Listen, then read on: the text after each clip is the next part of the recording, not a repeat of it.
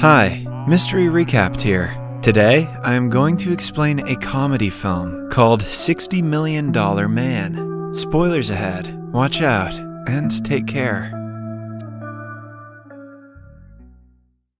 Singh is a spoiled rich youngster living in Hawaii. He has a dozen servants who bring him breakfast in bed, help him take showers, and dress him up every day. For instance, he only gargles with fresh cow milk, only takes a bath in his swimming pool with a bunch of women, and only travels by helicopter. Tat is Singh's personal assistant, who manages everything in Singh's life. Because Singh has always gotten everything he wanted, he has developed the hobby of troubling everyone around him. One morning, Tat and Singh board a helicopter to fly to Singh's college. All the students in the college know him as the spoiled brat who plays silly pranks. Still, because of his father's influence, no one dares to go against him. Singh's usual target is the school loner named Siu Fu. He breaks the toilet's wall when Siu Fu is inside of it to humiliate him in front of everyone. The poor guy bawls his eyes out because of her ugliness. He is furious that she got admitted to their college because he had especially told the principal to only take in beautiful girls with nicer bodies. Chung Chung reveals that she is the daughter of the science teacher, Professor Chang.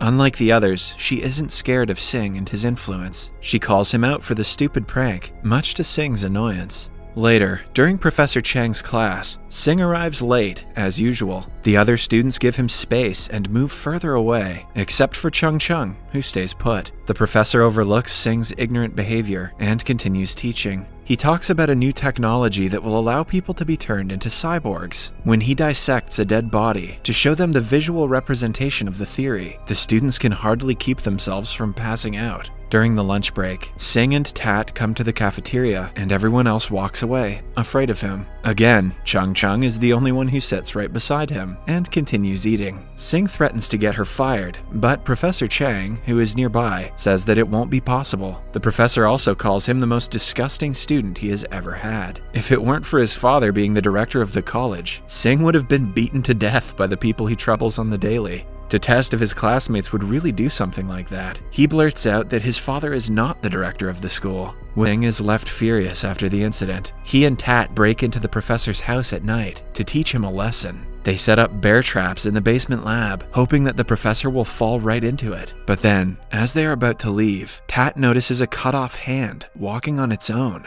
Initially, Singh thinks Tat is joking and asks him to focus. Seconds later, a pair of eyes stares at them, startling the two. They struggle to get a hold of the hand, but it runs away into a corner. On trying to pull it out, Singh comes across a half-human body. The duo thinks they're being haunted by a ghost, and they run away. On his way out, Tat falls into the bear trap and hurts his behind.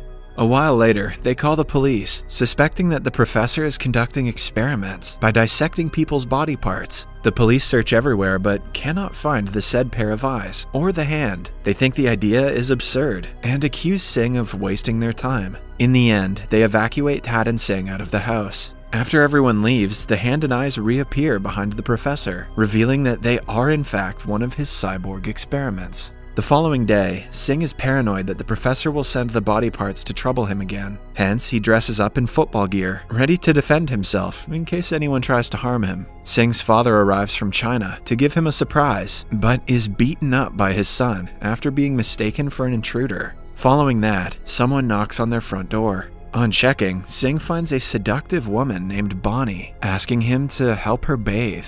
It turns out that she is a neighbor who has been watching him for a long time. Singh doesn't miss the chance to take her to his personal swimming pool, where the two clean each other. That night, they go to a club and drink a lot. As they are dancing, Bonnie sees her husband enter the club. She reveals that her husband is a local crime lord named Fumito. The couple tries their best to hide, but the organizer of a show announces them the winner of a dancing competition. When the spotlight falls on the couple, they catch the entire club's attention. Fumito fumes in anger upon seeing his wife with someone else. He and his henchmen bring the two to his house to teach them a lesson. On reaching home, Singh passes out drunk. Bonnie tries helping him but is knocked out when Singh suddenly wakes up and hits her. He somehow gets to his car and drives away while the gangsters follow him. On reaching home, Singh is out of breath and terrified. He tries to tell his mother what happened, but she cuts him off, claiming that she has something more important to say. She confesses that she slept with Tat 20 years ago.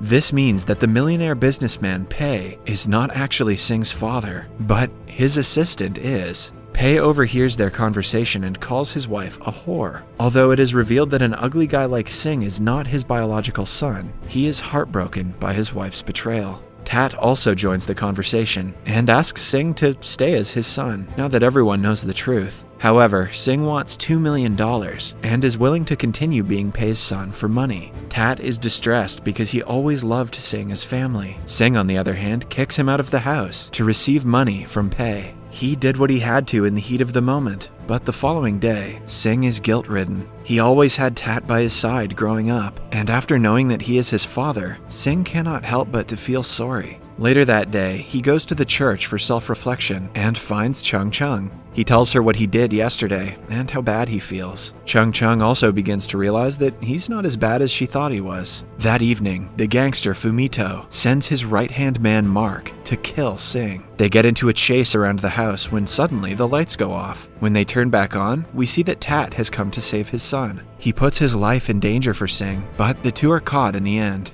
Then, their hands are cuffed together in the bathroom stall, where Mark has planted a bomb. After the gangsters leave, the father and son only have a few seconds before the explosive goes off. Sing takes responsibility for the first time and cuts his arm off so that Tat can escape. In the following explosion, Tat survives, but Sing passes away. What the hell is going on in this movie? The next day, Sing's case is brought to Professor Chang. He reveals that although Sing technically died in the explosion, his lips remained unharmed. Using the technology he has recently been developing, he can reform Sing's body with artificial parts, keeping only his lips intact. Tat speaks to his son's lips and assures him that he will be fine. However, the cost of surgery is $60 million. Pei calls Sing and asks him to get rid of Tat if he wants the money for surgery. But Sing has come to his senses, even though he is only a pair of lips. He renounces his rich father and decides to stay dead, not wanting to abandon Tat again. Tat begs the professor to perform the surgery, using the $6,000 that he has. Chang feels bad for the desperate father and agrees to perform the procedure. But the results won't be as good, as he will have to makeshift the body parts with whatever things he has. Following that, the professor spends days and nights aggressively pinching and pushing the body. For the first few tries, many things go wrong. Sometimes Sing wakes up with a square head, sometimes with a tiny hand, and other times with hands attached to his lower body instead of legs. Then, a few weeks later, everything works out, and Sing is turned back to his older self, but with makeshift body parts. Since he is now a cyborg, his body runs on a battery that can die at any time. Sing has to be careful with his life, but he is overjoyed to finally be back alive. While the professor could find an alternative for all of his body parts, finding a male genital was impossible. Hence, currently, Sing has a faucet that helps him pee. Man, that guy's hung like a sink. In the following scene, a funeral is held for Sing, so the gangsters won't look for him again. No one comes to the funeral except for Chung Chung, who is genuinely sad about his death. Sing sees her from afar and is happy that at least someone cares about him. Cut to 2 years later, Sing currently lives with his father and has been looking for a job. He eats batteries for every meal and has changed his genitals to a shower head instead of a faucet. One day, his college classmate Siu Fu offers him a job as a teacher in a school. Sing is overjoyed that he finally gets to earn money for himself, but little does he know, he's about to face the worst students in the country. On his first day at work, he's instantly attacked with buckets full of water and paintballs. His fellow teacher saves him from the attack and brings him to a safer place. He reveals that 50% of the teachers who have come to teach these students have resigned in only one day. The rest have either turned into handicaps, died, or gone crazy. With a renewed motivation to be the most strict teacher possible, Sing enters the classroom. He shows the students a knife to assert his dominance, but the youngsters trap him in a net and throw their bags at him. The principal of the school doesn't care because the students are the children of powerful and wealthy businessmen. By the end of the day, Sing is heavily beaten up and crucified to the school's gate with his shower head hanging out. All of a sudden, Chung Chung appears and recognizes him. She has turned into a beautiful and confident girl, in contrast to how she was before. She tries to help, but Sing smugly claims that he can do it himself. Moments later, she gets into a sports car with her rich boyfriend and drives away, much to Sing's disappointment. That night at home, Sing has lost all hope. The professor comes to meet him and discloses that he has invented a chip that will turn Sing into a superhero. Basically, with the help of the said chip, he will be able to transform into anything. Sing is skeptical, but he trusts the professor with his body. After the chip is implanted, Sing thinks of turning into a rice cooker, and to his surprise, he does. Then he turns into a toothpaste tube and spends the rest of the night like that. Now that he has superhuman powers, Sing goes to impress Chung Chung with them. He finds her at a restaurant having dinner with her boyfriend and his parents. When she excuses herself and goes to the bathroom, Sing follows her. He claims to be a changed person and begs her to be his girlfriend. To showcase his skills, he even transforms into a strange toilet. Not what I would have gone for, but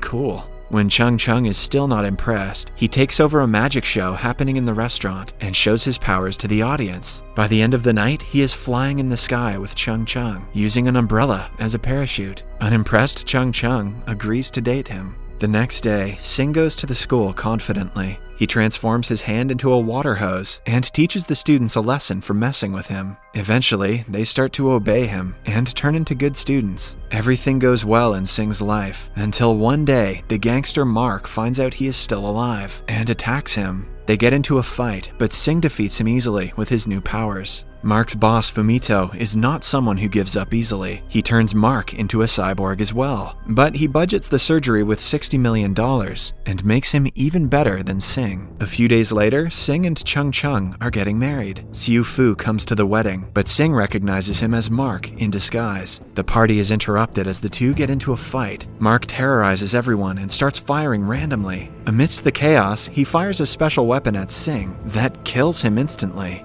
Everyone is in shock until Sing revives from his burnt dead body, resembling an old woman in a robe. The professor discloses that the chip turns Sing's revenge mode on when he is defeated, which means that he is now more powerful than ever. Sing transforms into a giant steam iron and flattens his opponent. Following that, he turns into a microwave and traps Mark inside. The professor starts the microwave from outside, which melts Mark and finally kills him. In the last scene, we see the professor hitting on Sing because of his appearance as an old woman. Chung Chung playfully asks her father to back off because she is marrying Sing. Subscribe for more videos like this, whatever this was, turn on notifications, and leave a like to help the channel out.